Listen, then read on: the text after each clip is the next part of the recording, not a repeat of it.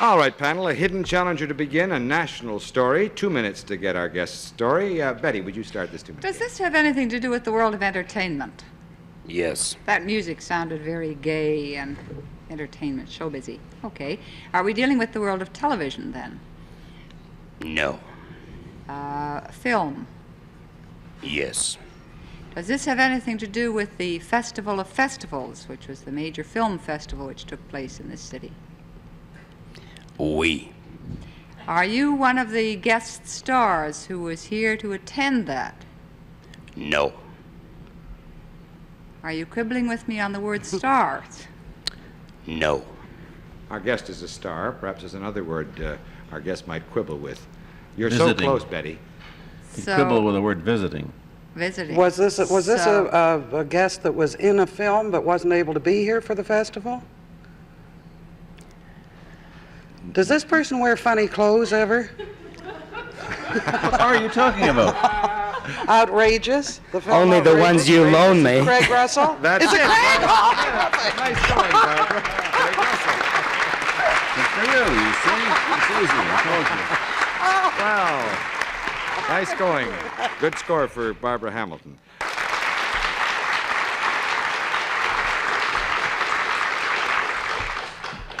Craig, why weren't you here for the film? I was terribly disappointed that you weren't here for the showing. Well, unfortunately, I had to work. You know, I have rent to pay, and that lovely green chiffon gown you loaned me one time, I was wearing it, I think, in Rhode Island. So did I, so it's all right. How did the film go, really? I mean, I haven't read that much about it. Oh, Barbara. The book was fabulous, I know that. The script book was beautiful. The film, I think, has been a surprise. It is, I hope, is going to put Canada on the map as one of the major film-making countries in the world. You I know? certainly hope so. It's high time. Yes, it is, because like all the really tough critics, John Simon, Rex Reed, Judith Christ, have all just loved Those it. actually were the reviews I've read. I haven't read the Toronto critic reviews of it. It's not going to be released Well, here George until into Anthony liked it October. so much, he loaned me this shirt to wear tonight. Is it his wife's?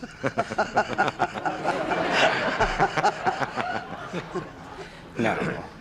Who was that? But can you tell me if that story about the director not being given his room rent here is true? Did you hear the story? I don't know about that.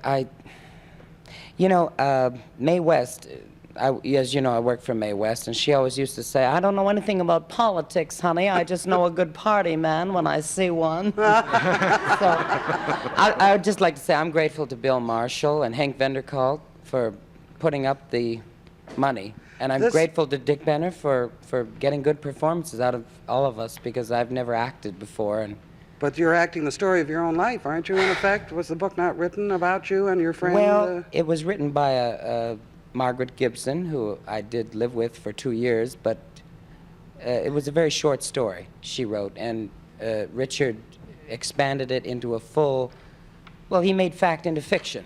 You know, he created a new story. It's not all true. You've acted all your life. I've always said that he's one of the best actors I've ever seen. And I think a lot of female impersonators are. It's a very hard thing to do, and you do it so well. Well, you know, you're fighting a lot of odds, you know. The last time I saw you, you were a girl at the Daffodil Parade. Well, the first time we met, do you recall, was at the Century Plaza Hotel when you interviewed me as, when I was Mae West's fan club.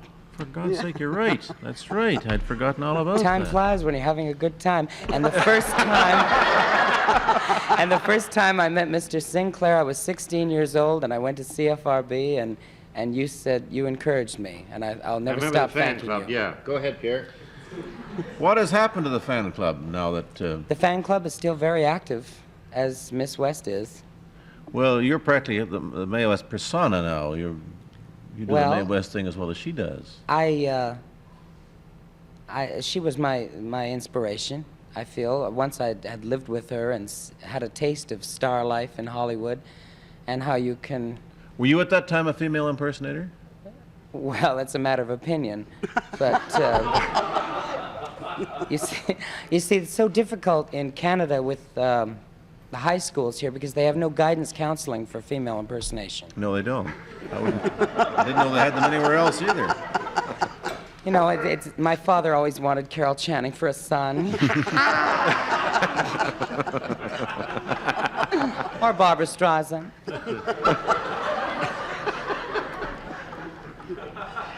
I loved your book, Betty. When did you start? When did you start? I started in 1970 on the second anniversary of Tallulah Bankhead's demise because I felt that too many, and still, they're dropping like flies.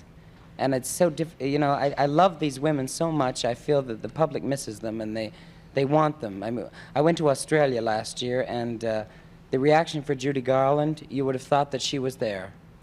Back to Outrageous for just a bit. How long has it been running in New York? I know it's a long time, and Variety had a full page last week and so on. It opened July 31st, and it's been building steadily. I went last night with some friends, and there was a lineup around the block. Yeah, I've heard about the lineups. Now, you're in Los Angeles.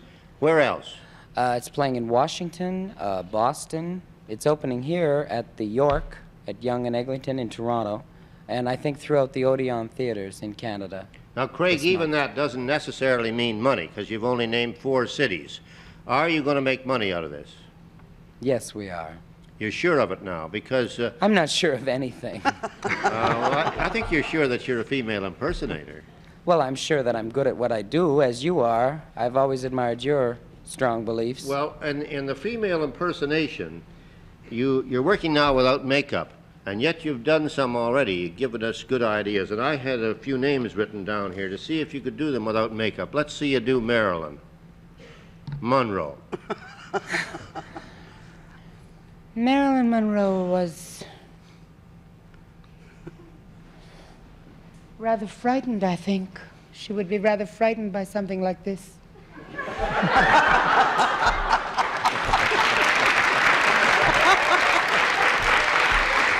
Happy birthday, Mr. President. Now, one more. Which one? We get you out of Maryland. Oh, excuse me, I keep crossing my legs. Let's get a little bitchy with Betty Davis. Betty Davis. Now, what do you want to know about Betty Davis that hasn't been said? I mean, everybody does Betty Davis. It's easy. You just have to pop No, your they all eyes. do Judy. Oh, Judy? And Mae West. Judy Garland? Or Judy LaMarche. No, I would say, where's Toto? Toto! Toto! Yeah, I do Judy. Or who's your favorite actress? My favorite actor was Joan Crawford. Well, you know what Joan Crawford would do. Yeah. She would give you the shoulders, the full attitude, and say, "How dare you!" What a woman! Oh, Craig, and my favorite is Katharine Hepburn. Katharine Hepburn. Oh, God, God. You know, Katharine Hepburn once said to me, if you ever make love to me and I ever hear about it. I always wanted to know her better, but she wouldn't allow it. You know? I think it's kind of wonderful that, you know, Canada, I've fought, you know, for so long to try to get jobs in Toronto, and I was appearing in Las Vegas, in Los Angeles, San Francisco, and they said, no, Toronto is not ready for your type of an act, and obviously you are.